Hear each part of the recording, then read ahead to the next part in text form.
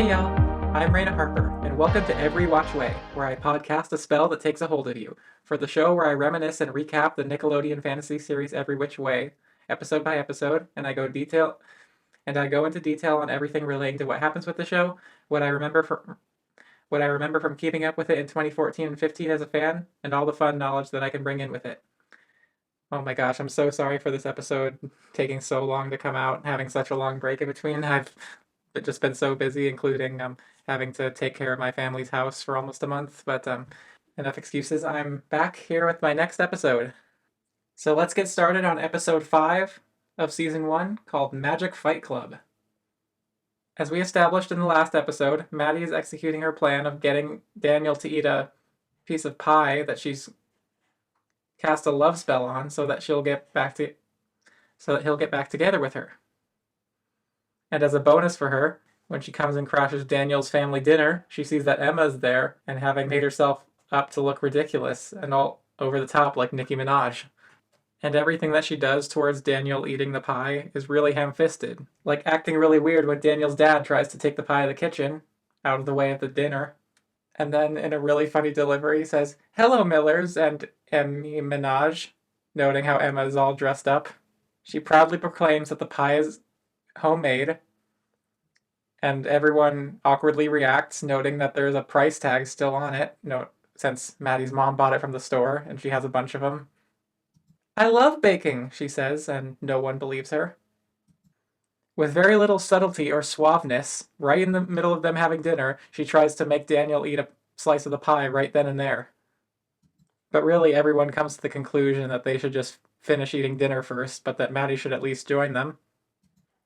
Daniel's youngest brother, Tommy, is eager to have a piece, but she instantly says, "No!" and then has to smooth it over in her Maddie way. She moves into harassing Emma once dinner is done and everyone's left the room. When Emma asks if she can help clear the table, and Daniel says don't bother since she's a guest, Maddie makes a snide remark about not wanting to get Emma's pink hair extensions dirty, to which Emma passive-aggressively gives them a quick rub. Maddie guesses that Emma tried to cast a spell to look like her and got it all wrong, at least saying so mockingly, but then Emma claps back with saying that, yes, she did try that, and it did go wrong since in order to look like Maddie, she would have to be way uglier. And Maddie snaps, right in front of Tommy as he enters the room trying to sneak a bit of pie. And she can't let Tommy get any, since it's her love pie. So she tackles Tommy to the ground before he can eat any, leading to a concerned reaction from the rest of the family as they enter the room, and needing Maddie to save face, claiming that Tommy is allergic to pecans, which he obviously isn't. She just made that up. And after Tommy apparently ate some from the floor, Maddie reflects at school the next day that it didn't work somehow. The love spell.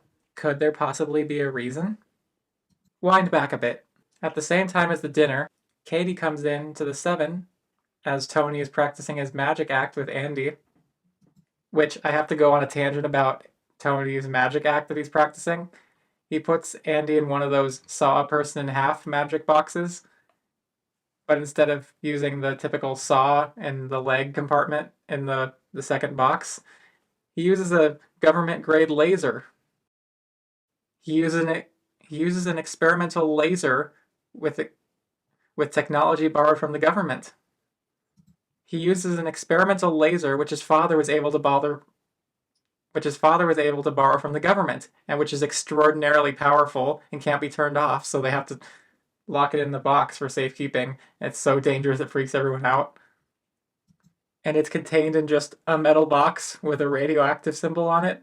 Okay. And Andy is just yelling, "Get away from me!" during the whole thing. But anyway, Katie comes into the room alone, which is not suspicious at all, as they remark, without the rest of her Panthers, and she, not so subtly as well, offers the pie to 2 of the sharks, Mac and Diego. As you may have guessed, Katie surreptitiously took the pie from Maddie and is using it for her own selfish ends.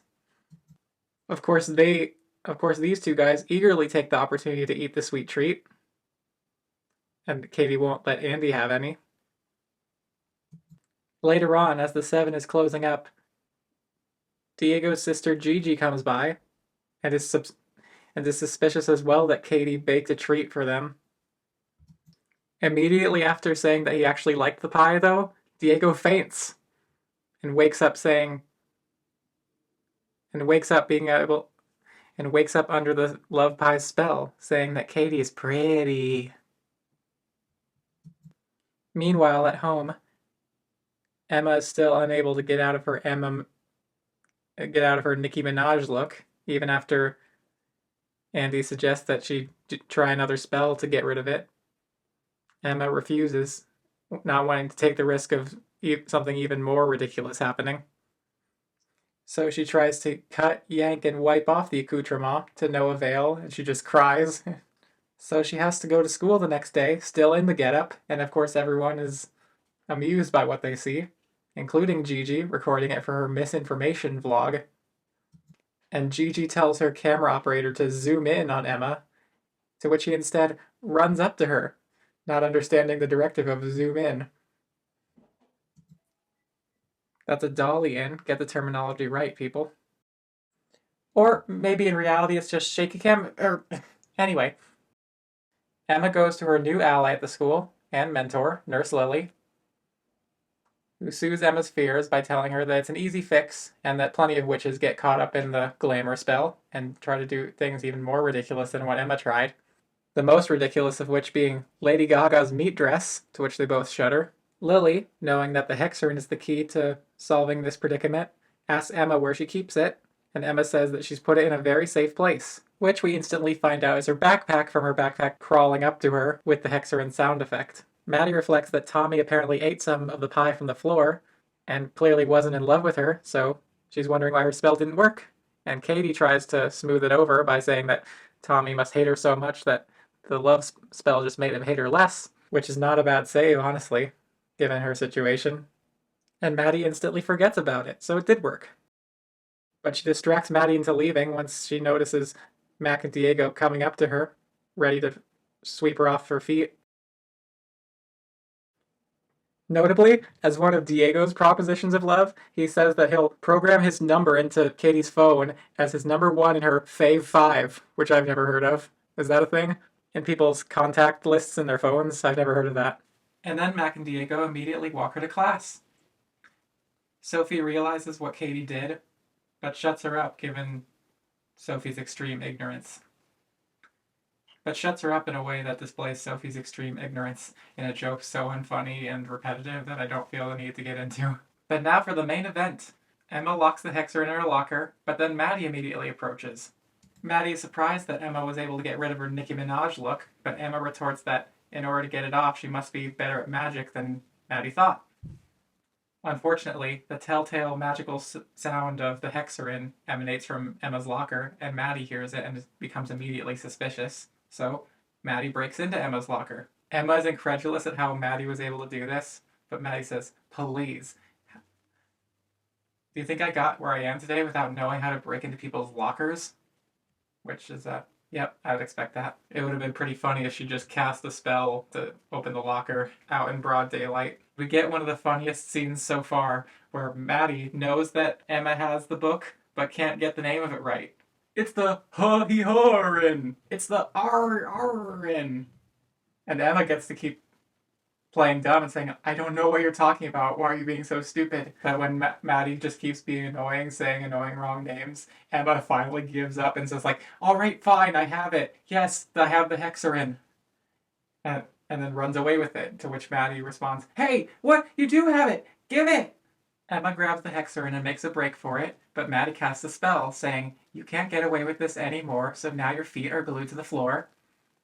So Emma's stuck there in place, and Maddie, for some reason, takes the opportunity to do something. It's not clear what. She just says, wait right there. Wait a moment, or don't go anywhere. I'll be right there. I don't know what she does, but Emma builds up the confidence to cast a spell. The spell she casts opens a locker, which will get her out of there apparently, and then Emma just steps out of her shoes.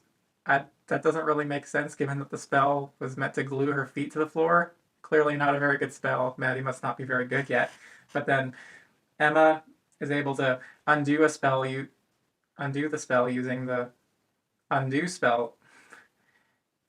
Emma's able to undo the gluing the shoes to the floor spell using something that Lily taught her earlier, and grabs her shoes, saying, "Thank you, Lily," and then steps in the locker, which allows her to disappear somewhere else, stepping out of another locker. But Maddie goes through the locker right after her, teleporting and then catching up to Emma, appearing right back in the same hallway. So Maddie chases Emma into a classroom where they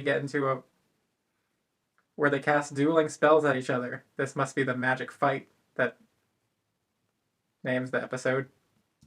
First, though, Emma threatens that she'll use the book to attack Maddie, but Maddie says that, "Yeah, right, you don't know how to use the he honks on." Oh boy. Emma says, "I do too know how to use the he honks on." And then gives a glorious face. Man, Paola and Dino's facial delivery just keeps on giving. But the heat is on now as they cast spells at each other, and they collide in midair, like in the Harry Potter sequence with Harry and Voldemort. And their spells go over each other. Can't quite make either of them out, but Maddie says, "You keep getting in my way, so I'm turning you into a fish fillet." And I can't quite make out what Emma says. And they only stop once someone comes in, the principal. The principal asks, "What's going on?" And they say, "Nothing," in unison. And she asks again, so they say, "Nothing," again in unison. So she says, "Fine, I'll play it your way. Go back to class."